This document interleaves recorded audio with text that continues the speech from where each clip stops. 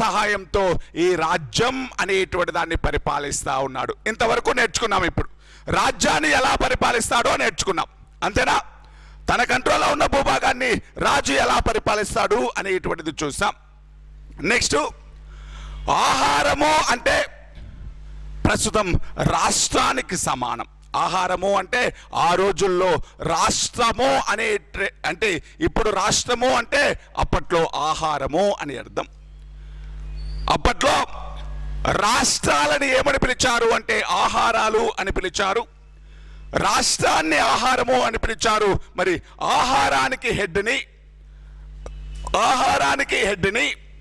ఏమని పిలిచారు అంటే అమాత్య లేకపోతే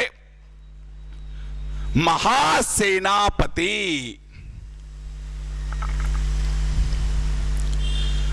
ఆహారానికి హెడ్ని ఏమని పిలిచారు అంటే అమాత్య లేకపోతే మహాసేనాపతి అని పిలవడం జరిగింది.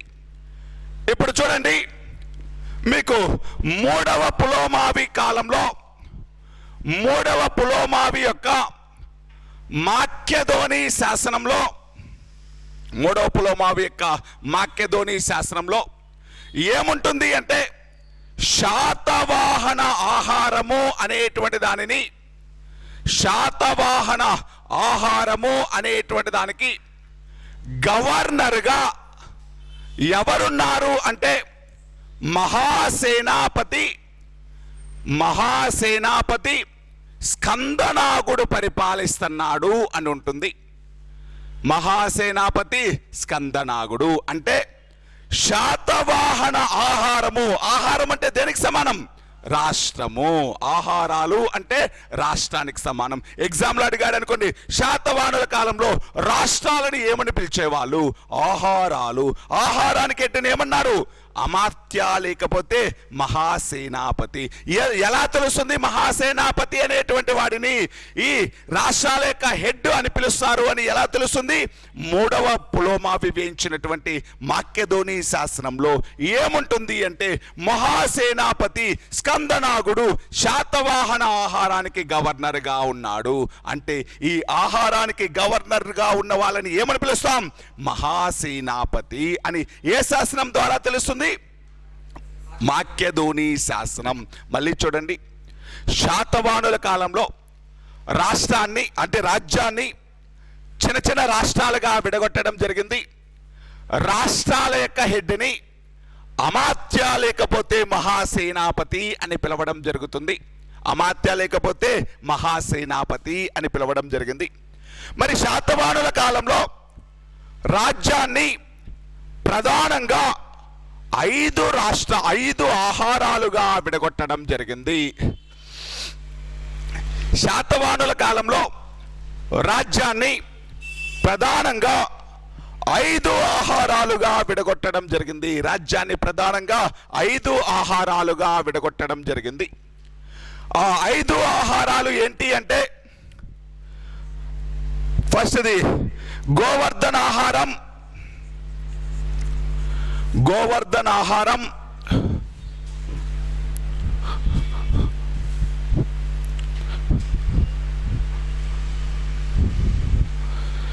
గోవర్ధన ఆహారం,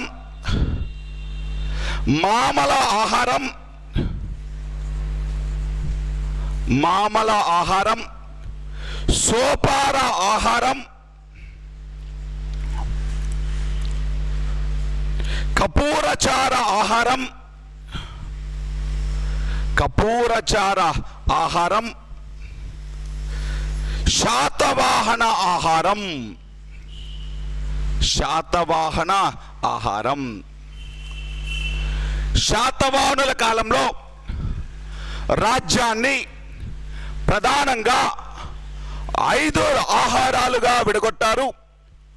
రాజ్యాన్ని ప్రధానంగా 5 ఆహారాలు 5 రాష్ట్రాలుగా విడగొట్టారు. అవి గోవర్ధన ఆహారం, మామల ఆహారం, సోపార ఆహారం, కపూరచార ఆహారం, శాతవాహన ఆహారం అని. గోవర్ధన ఆహారం అంటే నాసిక్ ప్రాంతం. గోవర్ధన ఆహారం అంటే ఏ ఏరియా అంటే నాసిక్ ప్రాంతం.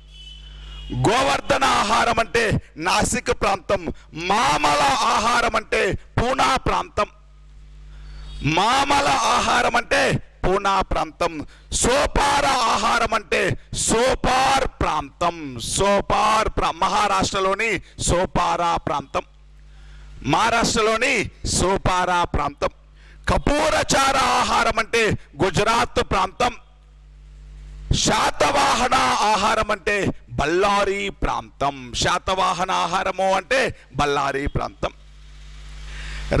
రాజ్యాన్ని ప్రధానంగా 5 ఆహారాలుగా విడగొట్టారు. గోవర్ధన ఆహారం అంటే నాసిక్ ప్రాంతం, మామల ఆహారం అంటే పూనా ప్రాంతం, సోపార ఆహారము అంటే సోపార్ ప్రాంతం మహారాష్ట్ర, కపూరచార ఆహారం అంటే గుజరాత్, శాతవాహన ఆహారము అంటే బళ్ళారి. ఇలా శాతవాహనుల కాలంలో ఆహారము అనేటువంటిది పరిపాలనలో ప్రధాన పాత్ర పోషించేది. ఆహారానికి అధిపతిని మహాసేనాపతి లేకపోతే అమాత్య అని పిలవడం జరిగింది. మహాసేనాపతి లేకపోతే అమాత్య. నెక్స్ట్ విషయానికి వస్తే, విషయానికి హెడ్ని విషయాధిపతి అని పిలవడం జరిగింది. విషయానికి హెడ్ని ఏమని పిలిచారు అంటే విషయాధిపతి. అంటే ప్రజెంట్ జిల్లాకు ఈక్వల్, ప్రజెంట్ జిల్లాకు ఈక్వల్. విషయానికి హెడ్ని ఏమని పిలిచారు అంటే విషయాధిపతి అని పిలిచారు. మళ్ళీ పట్టణాలకి హెడ్ని పట్టణ పరిపాలన అనేటువంటిది, పట్టణ పరిపాలన అనేటువంటిది ఎవరు నిర్వహించేవారు అంటే నిగమ సభలు నిర్వహించేవి. పట్టణ పరిపాలన ఎవరి చేతుల్లో ఉంటుంది అంటే నిగమ సభల చేతుల్లో ఉంటుంది. పట్టణ పరిపాలన అనేటువంటిది నిగమ సభలు నిర్వహించేవి. నిగమ సభలు అంటే వ్యాపార సంఘాలు, ట్రేడింగ్ ఆర్గనైజేషన్స్. నిగమ సభలు అంటే వ్యాపార సంఘాలు, ట్రేడింగ్ ఆర్గనైజేషన్స్. ఈ నిగమ సభలు లేకపోతే వర్తక సంఘం యొక్క హెడ్ని, వర్తక సంఘం యొక్క హెడ్ని శ్రేష్ఠి అని పిలవడం జరిగింది. వర్తక సంఘం యొక్క హెడ్ని ఏమని పిలిచారు? శ్రేష్ఠి. మళ్ళీ చూడండి, పట్టణ పరిపాలన ఎవరు చూస్తున్నారు అంటే నిగమ సభలు చూస్తున్నాయి. నిగమ సభలు అంటే వ్యాపార సంఘాలు, ట్రేడింగ్ ఆర్గనైజేషన్స్. ఈ ట్రేడింగ్ ఆర్గనైజేషన్స్ హెడ్ని శ్రేష్ఠి అని పిలిచాం. మనకు నిగమ సభల యొక్క ఇన్ఫర్మేషన్, నిగమ సభల యొక్క ప్రస్తావన అనేటువంటిది ఎక్కడ దొరికింది అంటే బట్టిప్రోలు శాసనంలో దొరికింది. నిగమ సభల యొక్క ప్రస్తావన లేకపోతే నిగమ సభల యొక్క ఇన్ఫర్మేషన్ ఎక్కడ దొరుకుతుంది అంటే బట్టిప్రోలు శాసనం దొరుకుతుంది. బట్టిప్రోలు శాసనాన్ని కుబీరకుడు అనేటువంటి వ్యక్తి కంపోజ్ చేయడం జరిగింది. నిగమ సభల యొక్క ప్రస్తావన మనకు బట్టిప్రోలు శాసనంలో దొరుకుతుంది. బట్టిప్రోలు శాసనాన్ని కంపోజ్ చేసినటువంటి వ్యక్తి కుబీరకుడు. ఏముంటుంది దానిలో అంటే బట్టిప్రోలు ప్రాంతాన్ని నిగమ సభలు అనేటువంటివి పరిపాలిస్తున్నాయి. బట్టిప్రోలు ప్రాంతాన్ని ఎవరు పరిపాలిస్తున్నారు అంటే నిగమ సభలు పరిపాలిస్తున్నాయి అంటుంది. అంటే బట్టిప్రోలు శాసనంలో కుబీరకుడు అనేటువంటి వ్యక్తి ఏమన్నాడు అంటే బట్టిప్రోలు అను పట్టణంని నిగమ సభలు పరిపాలిస్తున్నాయి అని చెప్పాడు. బట్టిప్రోలు అనేటువంటి పట్టణాన్ని ఎవరు పరిపాలిస్తున్నారు? నిగమ సభలు. నిగమ సభ అంటే వ్యాపార సంఘం. నిగమ సభలు అంటే వ్యాపార సంఘము. ఈ నిగమ సభల యొక్క ప్రస్తావన ఏ శాసనంలో ఉంది? బట్టిప్రోలు శాసనంలో ఉంది. బట్టిప్రోలు శాసనాన్ని వేయించిన వ్యక్తి కుబీరకుడు. నెక్స్ట్ ఇక్కడికి రండి.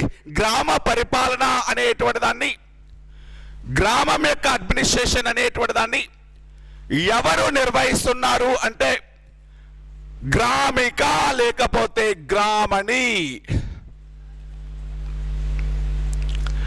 గ్రామాల యొక్క పరిపాలనని ఎవరు చూస్తున్నారు అంటే గ్రామిక లేకపోతే గ్రామణి అనేటువంటి వ్యక్తి గ్రామాల యొక్క పరిపాలన నిర్వహిస్తున్నాడు. గ్రామిక లేకపోతే గ్రామణి అనేటువంటి వ్యక్తికి both revenue and military powers ఉంటాయి. ఇతనికి రెవెన్యూ పవర్స్ ఉంటాయి, దానితో పాటు మిలిటరీ పవర్స్, రెవెన్యూ అధికారాలు మరియు సైనిక అధికారాలు రెండూ ఉంటాయి. గ్రామణి అనేటువంటి వ్యక్తికి మిలిటరీ అధికారాలు మరియు రెవెన్యూ అధికారాలు రెండూ ఉంటాయి. మిలిటరీ అధికారాలు అంటే శాంతి భద్రతలు పర్యవేక్షించడం, సైనిక అధికారాలు అంటే శాంతి భద్రతలు పర్యవేక్షించడం. అదేవిధంగా రెవెన్యూ అధికారాలు అంటే పన్నులు వసూలు చేయడం, రెవెన్యూ అధికారాలు అంటే ట్యాక్స్లు కలెక్ట్ చేయడం. ఇలా ఈ గ్రామాల యొక్క పరిపాలన గ్రామిక లేకపోతే గ్రామణి చేతుల్లో ఉంటుంది. గ్రామిక లేకపోతే గ్రామణికి రెండు రకాలైన అధికారాలు ఉన్నాయి. రెవెన్యూ అంటే పన్నులు వసూలు చేసే అధికారం ఉంది, దానితో పాటు శాంతి భద్రతలు పర్యవేక్షించే అధికారం కూడా ఉంది. ఇలా శాతవాహనుల కాలంలో రాజ్యము అనేటువంటి దానిని ఆహారాలుగా, ఆహారాలని విషయాలుగా, విషయాలని పట్టణాలుగా, పట్టణాలని గ్రామాలుగా విడగొట్టడం జరిగింది.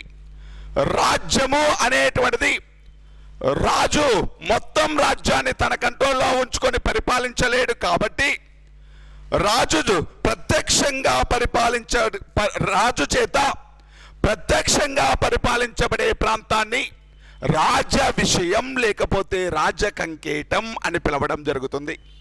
ఈ రాజు అనేటువంటి వ్యక్తికి పరిపాలనలో సహాయం చేయడానికి నలుగురు మంత్రులు ఉంటున్నారు. వాళ్ళు విశ్వ అమాత్య, రాజ అమాత్య, అమాత్య మరియు మహాతలవర.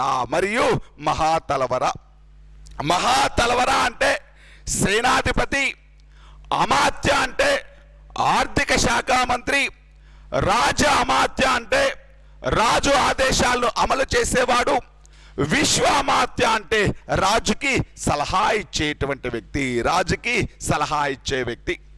ఈ నలుగురు మంత్రులతో పాటు రాజుకి పరిపాలనలో సహాయం చేయడానికి కొంతమంది అధికారులు అనేటువంటి వాళ్ళు ఉన్నారు. అటువంటి అధికారుల్లో హిరణిక, భాండాగారిక, రజ్జుక, రజుగాహారిక, ప్రతిహారిక అంటే ప్రతిహార, దూత, ఉపరక్షిత, స్కందావార, రాజ విజో ఇటువంటి అధికారుల యొక్క సహాయంతో రాజు అనేటువంటి వాడు ఈ రాజ విషయాన్ని పరిపాలిస్తా ఉన్నాడు. అదేవిధంగా రాజు యొక్క ప్రత్యక్షంగా కంట్రోల్లో ఉన్న ప్రాంతాన్ని రాజ్య విషయము అని పిలిచాం. మరి రాజు ప్రత్యక్షంగా పరిపాలించకుండా మరికొంత ప్రాంతాన్ని తన యొక్క సామంతుల ద్వారా పరిపాలిస్తూ ఉంటాడు. ఈ సామంతులు అనేటువంటి వాళ్ళు దాదాపు స్వతంత్రంగానే పరిపాలిస్తూ ఉంటారు. సామంతులకి పన్నులు విధించి వసూలు చేసుకునే అధికారం, అదేవిధంగా తమ పేరుతో నాణాలు ముద్రించుకునేటువంటి అధికారం కూడా ఉంది. ఈ సామంతులు అనేటువంటి వాళ్ళు మహారథి, మహాసేనాపతి అనేటువంటి బిరుదులు తీసుకోవడం జరుగుతుంది. అదేవిధంగా ఆహారాలు అనేటువంటివి శాతవాహనుల కాలంలో రాష్ట్రాలకు సమానం. ఇప్పుడున్నటువంటి రాష్ట్రాలని అప్పట్లో ఆహారాలు అని పిలిచాం. శాతవాహనుల కాలంలో ప్రధానంగా 5 ఆహారాలు ఉన్నాయి. అవి సోపార ఆహారం, కపోరచార ఆహారం, మామల ఆహారం, గోవర్ధన ఆహారం, శాతవాహన ఆహారం. ఆహారానికి అధిపతిని అమాత్య లేకపోతే మహాసేనాపతి అని పిలవడం జరిగింది. విషయానికి అధిపతిని విషయాధిపతి అని పిలిచాం. పట్టణ పరిపాలనని నిగమ సభలు అనేటువంటివి చూసేవి. నిగమ సభలు అనేటువంటివి వ్యాపార సంఘాలు. ఈ నిగమ సభలకి హెడ్ని శ్రేష్ఠి అని పిలవడం జరిగింది. నిగమ సభల యొక్క ప్రస్తావన బట్టిప్రోలు శాసనంలో కలదు. బట్టిప్రోలు శాసనాన్ని కుబీరకుడు అనేటువంటి వ్యక్తి వేయించాడు. మరి గ్రామ పరిపాలన నిర్వహించడం కోసం గ్రామిక, లేకపోతే గ్రామేయక, లేకపోతే గ్రామణి అనేటువంటి వ్యక్తి ఉంటారు.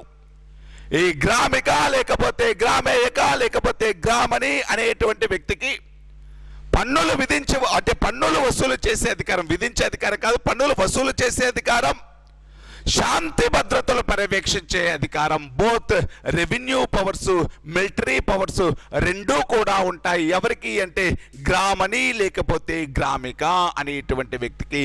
ఇలా రాజకీయ పరిపాలన అనేటువంటిది ఉంటుంది. అంటే రాజ్యాన్ని పరిపాలనా సౌలభ్యం కోసం ఎలా విడగొట్టారు, రాజ్యము, ఆహారము, విషయము, పట్టణం, గ్రామం. రాజ్యానికి హెడ్ ఎవరు? రాజు. ఆహారానికి హెడ్ ఎవరు? అమాత్య లేకపోతే మహాసేనాపతి. విషయానికి హెడ్ ఎవరు? విషయాధిపతి. పట్టణం యొక్క హెడ్ ఎవరు? నిగమ సభలు. గ్రామానికి హెడ్ ఎవరు? గ్రామణి లేకపోతే గ్రామేయక. గ్రామణి లేకపోతే గ్రామేయక. ఇది దేనికి సంబంధించిందండి? పొలిటికల్ అడ్మినిస్ట్రేషన్, రాజకీయ పరిపాలనకు సంబంధించినటువంటి అంశం. ఇక్కడ క్వశ్చన్స్ చూడండి. క్వశ్చన్స్ నేను కొంతమంది అధికారుల పేర్లు చెప్పింటాను, ఓ 10-11 మంది చెప్పాను. ఎగ్జామ్ పాయింట్ ఆఫ్ వ్యూలో మనం నేర్చుకోవాల్సినవి అవే. ఎగ్జామ్ పాయింట్ ఆఫ్ వ్యూలో అక్షపటలిక అనగా అంటాడు.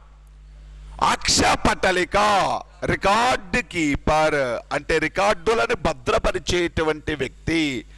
ఉపరక్షిత గూఢాచారి. రాజ విజో ఆస్థాన వైద్యుడు. హిరణిక కోశాధికారి. భాండాగారిక అన్నా కూడా కోశాధికారి. రజ్జుక న్యాయమూర్తి, జడ్జ్. రజ్జు గాహారిక ల్యాండ్ సర్వేయర్. రజ్జు గాహారిక అంటే ల్యాండ్ సర్వేయర్. ప్రతిహార ద్వారపాలకుడు. దూత రాయబారి. స్కందావార తాత్కాలిక సైనిక శిబిరం. అంటే ఇటువంటివే క్వశ్చన్స్ అండి. ఖచ్చితంగా బై హార్ట్ చేయాల్సిందే, ఖచ్చితంగా మనం బట్టి పట్టాల్సిందే, అవి నేర్చుకోవాల్సిందే. దానితో పాటు క్వశ్చన్స్ ఇంకా ఎటువంటి అడుగుతాడు అంటే, శాతవాహనుల కాలంలో ఆహారానికి హెడ్డునేమంటారు, లేకపోతే పట్టణ పరిపాలన ఎవరు చూసేటువంటి వాళ్ళు, పట్టణ పరిపాలనకు సంబంధించిన నిగమ సభల గురించి ప్రస్తావించిన శాసనం ఏంటి, గ్రామ పరిపాలన ఎవరి కంట్రోల్లో ఉంటుంది, ఇటువంటివి నేర్చుకోవాలి. కొంచెం ప్రతిదీ కూడా అడ్మినిస్ట్రేషన్కి సంబంధించి ప్రతిదీ కూడా ఇంపార్టెంటే. 1-2 సార్లు చదివితే ఇదేమీ పెద్ద కష్టం కాదు. ఇది దేనికి సంబంధించింది అంటే, దేనికి సంబంధించింది? Political administration. నెక్స్ట్ ఇంకొక సైడ్ హెడ్డింగ్ పెట్టుకుందాం. సొసైటీ, సమాజం. శాతవాహనుల కాలంలోని సొసైటీ, సమాజం.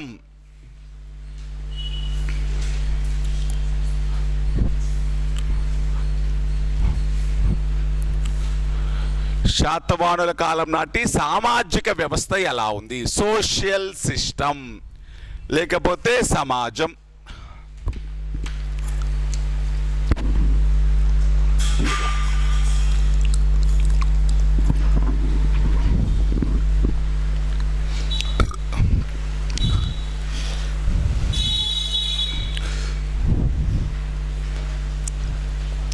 చూద్దాం సమాజం ఎలా ఉంది అనేది. శాతవాహనుల కాలంలో 4 వర్ణాస్ సిస్టమ్ అనేటువంటిది, అంటే శాతవాహనుల కాలం నాటి సమాజంలో చాతుర్వర్ణ వ్యవస్థ అనేటువంటిది ఉంది. సమాజంలో చాతుర్వర్ణ వ్యవస్థ అనేటువంటిది ఉంది. 4 వర్ణాల వాళ్ళు నివసిస్తా ఉన్నారు. 4 వర్ణాల వాళ్ళు అంటే ఎవరు?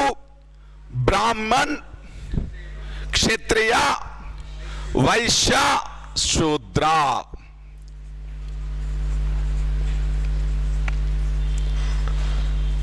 చూద్దాం, ఒక్కొక్కరి గురించి చూద్దాం.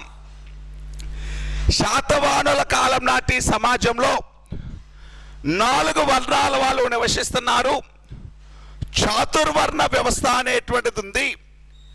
బ్రాహ్మణ, క్షత్రియ, వైశ్య, శూద్ర అనేటువంటి చాతుర్వర్ణ వ్యవస్థ అనేటువంటిది ఉంది. బ్రాహ్మణులు అనేటువంటి వాళ్ళు రాజుకి పరిపాలనలో సహాయం చేస్తూ, రాజుకు పరిపాలనలో సలహాలు ఇస్తూ, అదేవిధంగా రాజ్యం యొక్క సంక్షేమం కోసం వివిధ యజ్ఞాలు, యాగాలు, రిచువల్స్ అనేటువంటివి చేస్తూ ఉంటారు బ్రాహ్మిన్స్ అనేటువంటి వాళ్ళు. ఈ బ్రాహ్మణులు అనేటువంటి వాళ్ళు రాజుకు పరిపాలనలో సలహాలు ఇవ్వడంతో పాటు, రాజుకు పరిపాలనలో సలహాలు ఇవ్వడంతో పాటు వాళ్ళు వివిధ రకాలైనటువంటి యజ్ఞ యాగాలు అనేటువంటివి చేస్తూ రాజ్యం యొక్క సంక్షేమం కోసం ఎఫర్ట్ పెడుతూ ఉంటారు బ్రాహ్మణులు. బ్రాహ్మణులు అనేటువంటి వాళ్ళు వాళ్ళ యొక్క ఆక్యుపేషన్ అయినటువంటి యజ్ఞాలు యాగాలు చేయడం, పౌరోహిత్యంతో పాటు సాధారణమైనటువంటి వృత్తులు కూడా, అంటే అన్ని రకాలైనటువంటి ఆక్యుపేషన్స్, సెక్యులర్ ఆక్యుపేషన్స్, అంటే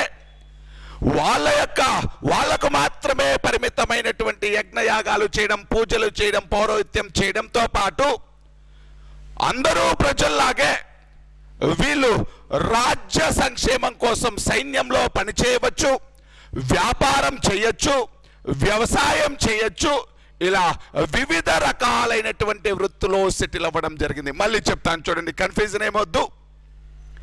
సమాజంలో చాతుర్వర్ణ వ్యవస్థ ఉంది అని చెప్తూ బ్రాహ్మణులు అనేటువంటి వాళ్ళ గురించి చెప్తున్నాం. ఎలా ఉన్నారు బ్రాహ్మణులు ఈ కాలంలో?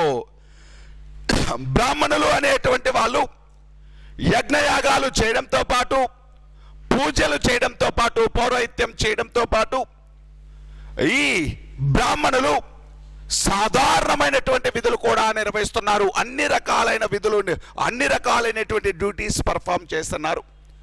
అంటే సైనికులుగా పనిచేస్తున్నారు, అదేవిధంగా వ్యవసాయం చేస్తున్నారు, అదేవిధంగా వ్యాపారం చేస్తున్నారు. అంటే సెక్యులర్ ఆక్యుపేషన్స్ ని కలిగి ఉన్నారు. ఒకటే ఆక్యుపేషన్ కు బౌండ్ అవ్వలేదు వాళ్ళు, ఒకటే ఆక్యుపేషన్ కి బౌండ్ అవ్వలేదు. మరి ఇలా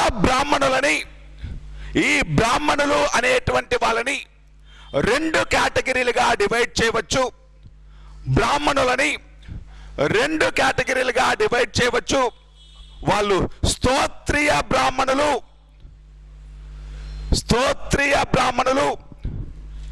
లేకపోతే దేవలక బ్రాహ్మణులు, లేకపోతే వైదిక బ్రాహ్మణులు. స్తోత్రియ బ్రాహ్మణులు, దేవలక బ్రాహ్మణులు, లేకపోతే వైదిక బ్రాహ్మణులు. ఇంకొక బ్రాహ్మణులు నియోగ బ్రాహ్మణులు. ఇంకొకరు ఎవరు అంటే నియోగ బ్రాహ్మణులు. వాళ్ళు చేసేటువంటి ఆక్యుపేషన్స్ ను బేస్ చేసుకొని, వాళ్ళు చేసేటువంటి వృత్తులను ఆధారంగా చేసుకొని బ్రాహ్మణులని రెండు కేటగిరీస్ గా డివైడ్ చేశారు. స్తోత్రియ, లేకపోతే దేవలక, లేకపోతే వైదిక వన్ టైప్ అయితే, నియోగ బ్రాహ్మణులు అనేటువంటిది మరొక టైపు. నియోగ బ్రాహ్మణులు అనేటువంటిది మరొక టైపు. స్తోత్రియ బ్రాహ్మణులు, లేకపోతే దేవలక బ్రాహ్మణులు, లేకపోతే వైదిక బ్రాహ్మణులు అంటే యజ్ఞయాగాలు చేసేటువంటి వాళ్ళు, లేకపోతే పౌరోహిత్యం చేసేటువంటి వాళ్ళు, లేకపోతే రిచువల్స్ చేసేటువంటి వాళ్ళు, వాళ్ళ యొక్క ఒరిజినల్ డ్యూటీని పర్ఫామ్ చేసేటువంటి వాళ్ళు. వాళ్ళ ఆక్యుపేషన్ ఏముండాలి? స్తోత్రియ బ్రాహ్మణులు అంటే వాళ్ళ యొక్క ఆక్యుపేషన్ ఏంటి? వీళ్ళ యొక్క occupation perform rituals, perform yajnas and yagas. అంటే యజ్ఞ యాగాలు చేసేటువంటి వాళ్ళు, కర్మకాండలు చేసేటువంటి వాళ్ళు, పౌరోహిత్యం చేసేటువంటి వాళ్ళు, పూజలు చేసేటువంటి వాళ్ళు, ఇటువంటి వాళ్ళని స్తోత్రియ బ్రాహ్మణులు, లేకపోతే దేవలక బ్రాహ్మణులు, లేకపోతే వైదిక బ్రాహ్మణులు అని పిలిచాం. మరి నియోగ బ్రాహ్మణులు మీన్స్ అన్ని రకాలైనటువంటి విధులు నిర్వహించే వాళ్ళు. అంటే వ్యవసాయం చేయవచ్చు, లేకపోతే సైన్యంలో పార్టిసిపేట్ చేయొచ్చు, సైన్యంలో చేరవచ్చు, లేకపోతే వ్యాపారం చేయవచ్చు. ఇలా అన్ని రకాల విధులను నిర్వహించేటువంటి వాళ్ళని నియోగ బ్రాహ్మణులు. ఓన్లీ యజ్ఞయాగాలు చేయడం, లేకపోతే దేవాలయాల్లో పనిచేయడం, లేకపోతే పౌరహిత్యం చేయడం, ఇటువంటి ఆక్యుపేషన్లో ఉన్న వాళ్ళని స్తోత్రీయ బ్రాహ్మణులు, లేకపోతే దేవలక బ్రాహ్మణులు, లేకపోతే వైదిక బ్రాహ్మణులు అన్నాం. అలా కాకుండా అన్ని రకాల విధులను నిర్వహించేటువంటి వాళ్ళని నియోగ బ్రాహ్మణులు అన్నాం. నేను దేని గురించి చెప్తున్నాను అంటే, శాతవాహనుల కాలంలో సమాజం ఎలా ఉండేది, మనుషులు ఎలా ఉండేటువంటి వాళ్ళు, వర్ణ సిస్టమ్ ఎలా ఉండేది, ఉమెన్స్ జెంట్స్ అనేటువంటి వాళ్ళు ఎలా ఉన్నారు, వాళ్ళపైన ఏమైనా వివక్షత అనేటువంటిది ఉందా, కాస్ట్ సిస్టమ్ అనేటువంటిది ఉందా, వేశ్య సిస్టమ్ అనేటువంటిది ఉందా, లేకపోతే సమాజంలో ఎటువంటి డిస్క్రిమినేషన్స్ అనేటువంటివి ఉన్నాయి, ఇటువంటి వాటన్నిటి గురించి ఇక్కడే వస్తుంది. సమాజం ఎలా ఉండేది, ఇప్పుడు మన సమాజం ఎలా ఉంది అనేది మనకు తెలుస్తుంది. మరి అప్పట్లో సమాజం ఎలా ఉండేది అనేటువంటిది చెప్తున్నాను. ఫస్ట్ వర్ణ సిస్టమ్ గురించి చెప్తూ బ్రాహ్మణులకు సంబంధించినటువంటి ఇన్ఫర్మేషన్ నేర్చుకున్నాం. నెక్స్ట్ది క్షత్రియులు అనేటువంటి వాళ్ళు, వీళ్ళు సహజంగా క్షత్రియులు అనేటువంటి వాళ్ళు క్షాత్ర ధర్మాన్ని నిర్వహిస్తారు, అంటే సైన్యంలో పనిచేస్తూ ఉంటారు. క్షత్రియులు అనేటువంటి వాళ్ళు ఆర్మీలో పనిచేస్తూ ఉంటారు, సైన్యంలో పనిచేస్తూ ఉంటారు, ప్రజల యొక్క శాంతి భద్రతలు రక్షిస్తూ ఉంటారు. ఎవరు అంటే క్షత్రియులు అనేటువంటి వాళ్ళు. నెక్స్ట్ది వైశ్యులు అనేటువంటి వాళ్ళు, వైశ్యులు అనేటువంటి వాళ్ళు వ్యాపారం చేస్తూ ఉంటారు, ట్రేడింగ్లో పార్టిసిపేట్ చేస్తూ ఉంటారు. మరి వ్యాపారం చేసేటువంటి ఈ వ్యాపారస్తులని, వ్యాపార సంఘాలని నకరము అని కూడా పిలవడం జరుగుతుంది. వ్యాపార సంఘాన్ని, ట్రేడింగ్ ఆర్గనైజేషన్ ఏమని పిలిచాం? నకరము. వ్యాపార సంఘాలను ఏమని పిలిచాం? నకరము. ఏదైనా చూడండి, మీకు నిగమ సభలు అని కొన్నిసార్లు వస్తాయి, నకరము అని కొన్నిసార్లు వస్తాయి, సార్ధవాహులు అని కొన్నిసార్లు వస్తాయి, బిడారులు అని కొన్నిసార్లు వస్తారు. వాళ్ళందరూ కూడా వ్యాపారం చేసే వాళ్ళే. చూడండి, ఇంతకుముందు మీకు ఏ సభల గురించి చెప్పాను? నిగమ సభలు. ఇక్కడ ఏమంటున్నాను? నకరము. ఇంకొకసారి ఏమంటున్నాను? సార్ధవాహులు. ఇంకోసారి ఏమంటున్నాను? బిడారులు. వీళ్ళందరూ కూడా వ్యాపారస్తులే, వీళ్ళందరూ కూడా వ్యాపారస్తులే. నిగమ సభలు అంటే అవి ట్రేడింగ్ ఆర్గనైజేషన్స్, అవి వ్యాపారం నిర్వహించడంతో పాటు పరిపాలనలో కూడా, పట్టణ పరిపాలనలో కూడా భాగస్వామ్యం ఉన్నాయి. దేనికి? నిగమ సభలు. అంతేనా చెప్పింది భట్టిప్రోలు శాసనం ప్రకారం. నెక్స్ట్ నకరము. నకరము మీన్స్ ఇది ఒక వర్తక సంఘం, కేవలం వ్యాపారం మాత్రమే చేస్తూ ఉంటుంది. నకరము అనేటువంటిది ఒక ట్రేడింగ్ ఆర్గనైజేషన్, కేవలం వ్యాపారంలో మాత్రమే పార్టిసిపేట్ చేస్తూ ఉంటారు. ఇక్కడికి రండి. సార్ధవాహులు అంటే దూర ప్రాంతాలకు వెళ్ళి వ్యాపారం చేసే వాళ్ళు. అంటే దూర ప్రాంతాలకు వెళ్ళి వ్యాపారం చేయడము అంటే, ఇప్పుడు కూడా చూడండి ఎలా ఉంటుంది అంటే, వాళ్ళ దగ్గర ఉన్న మెటీరియల్ మొత్తం కూడా వేసుకొని వేరే ప్రాంతానికి దూరంగా వెళ్ళిపోయి ఒక 4-5 నెలలు అక్కడే ఉండి ఆ మెటీరియల్ అంతా కూడా అమ్మేసుకొని మళ్ళీ వచ్చేస్తారు. ఒక 4-5 నెలల తర్వాత మళ్ళీ మెటీరియల్ అంతా ప్రిపేర్ చేసుకొని మళ్ళీ దూర ప్రాంతాలకు వెళ్ళి ఒక 2-3 నెలలు అక్కడే ఉండి వ్యాపారం చేసుకుని మళ్ళీ వస్తూ ఉంటారు. అటువంటి వాళ్ళని ఏమని పిలుస్తారు అంటే సార్ధవాహులు అని పిలవడం జరుగుతుంది. ఇప్పుడు కూడా మీరు కూడా చూడండి, ఎక్కడైనా కూడా రాజస్థాన్ ప్రాంతం నుంచి, లేకపోతే బీహార్ ప్రాంతం నుంచి, ఉత్తరప్రదేశ్ నుంచి కొంతమంది డిఫరెంట్ టైప్స్ ఆఫ్ ఆర్టికల్స్ తీసుకొచ్చేసి ఇక్కడే కొన్ని రోజులు, ఒక 5-6 నెలలు ఇక్కడే ఉంటారు. మొత్తం వాళ్ళ మెటీరియల్ అంతా అమ్ముకుంటారు, మళ్ళీ వెళ్ళిపోతారు, మళ్ళీ కొన్ని రోజులు అక్కడ ఉంటారు, మళ్ళీ వాళ్ళ మెటీరియల్ తెచ్చుకొని అమ్ముకుంటూ ఉంటారు. దూర ప్రాంతాలకు వెళ్ళి వ్యాపారం చేసే వాళ్ళని, అంటే ఒక 4-5 నెలలు అక్కడికే వెళ్ళిపోయి వ్యాపారం చేసుకుని అంతా అమ్మేసుకొని ఒకేసారి డబ్బులు తీసుకొని వచ్చేసేటువంటి వాళ్ళు, వాళ్ళని ఏమని పిలిచారు అంటే సార్ధవాహులు అని పిలవడం జరిగింది. సార్ధవాహులు. నెక్స్ట్ బిడారులు అంటే, బిడారులు అంటే ఓల్డెన్ డేస్లో బందిపోటులు అనేటువంటి వాళ్ళు ఎక్కువ మంది ఉండేటువంటి వాళ్ళు. దొంగల భయం ఎక్కువగా ఉంటుంది, ఒంటరిగా వెళ్ళాలి అంటే భయం, అన్నీ కూడా ఈ రూట్స్ అనేటువంటివి కూడా ట్రాన్స్పోర్ట్ సిస్టమ్ కూడా కరెక్ట్గా ఉండదు. ఫారెస్ట్ ఏరియా ఎక్కువగా ఉంటుంది, డెన్స్ ఫారెస్ట్ ఎక్కువగా ఉంటుంది. సో వీళ్ళు ఒంటరిగా వెళ్ళడానికి భయపడుతూ ఉంటాడు. ఈ మెటీరియల్ తీసుకెళ్ళాలి అంటే ఎక్కడ దొంగలు కొట్టేస్తారేమో, ఎక్కడ దొంగలు చంపేస్తారేమో అని భయపడుతూ ఉండేటువంటి వాళ్ళు. ఇలా